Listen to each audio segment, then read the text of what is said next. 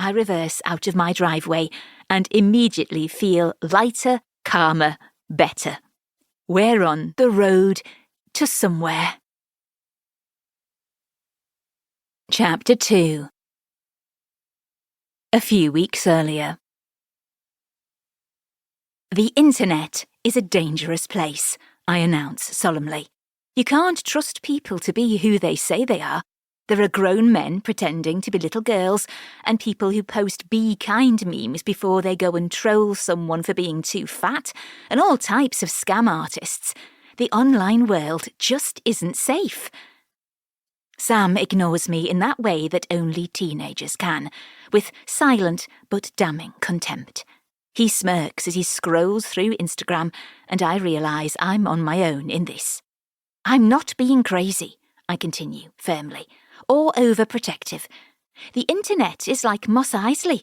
Scum and villainy all over the shop. How do you know that this person is even real? How do you know that you're not being, I don't know, that thing that's to do with fish?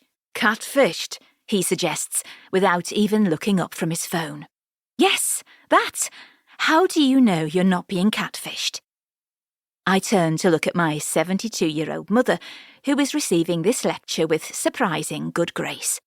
Yesterday, she told me that she'd met a nice man on a dating site for seniors, and that she's moving to Aberdeen to live with him.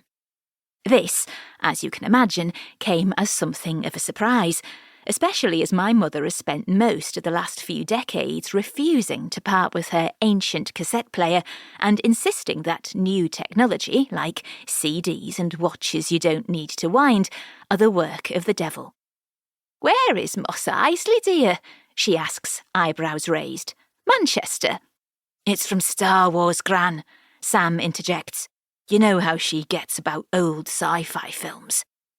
I glare at him, even though he's right. That's not the point, really, is it? I mean, how long have you known this man? How old is he? Does he have his own home? "Oh, yes," she replies breezily. "A very nice bungalow. He has all his own teeth as well, in case you were wondering. He's 68. Bit of a toy boy." She lets out a coquettish laugh, and I feel like I've been sucked into some weird hell dimension. My mother is not the kind of person who giggles. At least, she didn't used to be. My dad died when I was 7, and that broke her. Since then, she's been, well, old, even when she wasn't. She's lived a quiet life, often not even leaving the house for weeks on end. I learned at a very young age how to cover for her, how to do the shopping, how to use the washing machine, how to make my own packed lunches, how to forge her signature on school letters she didn't have the energy to look at. I stayed close by to go to hairdressing college, instead of considering anywhere further afield, and I have been here ever since, in our little suburb of Liverpool. She has always needed me too much for me to even consider anything else. Now, she is sitting across from me with her shiny new bob and her neon pink yoga pants and her Fitbit, telling me that she has a toy boy. I am dazed and confused, and Sam isn't helping. In fact, he's showing her a picture of Mos Eisley on his phone, and she is making risque remarks about remembering that Han Solo was really rather dishy in those tight trousers.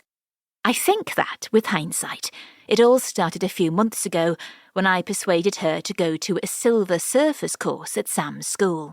It was a community project run by the teachers, where the kids taught the local old dears how to use the information superhighway.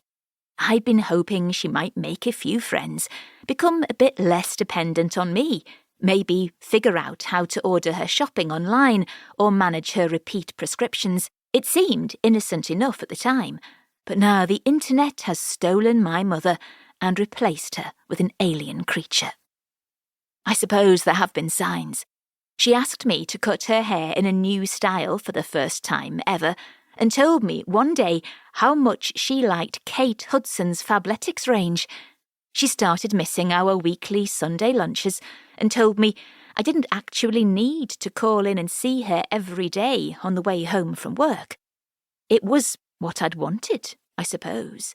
A bit more freedom, a bit less...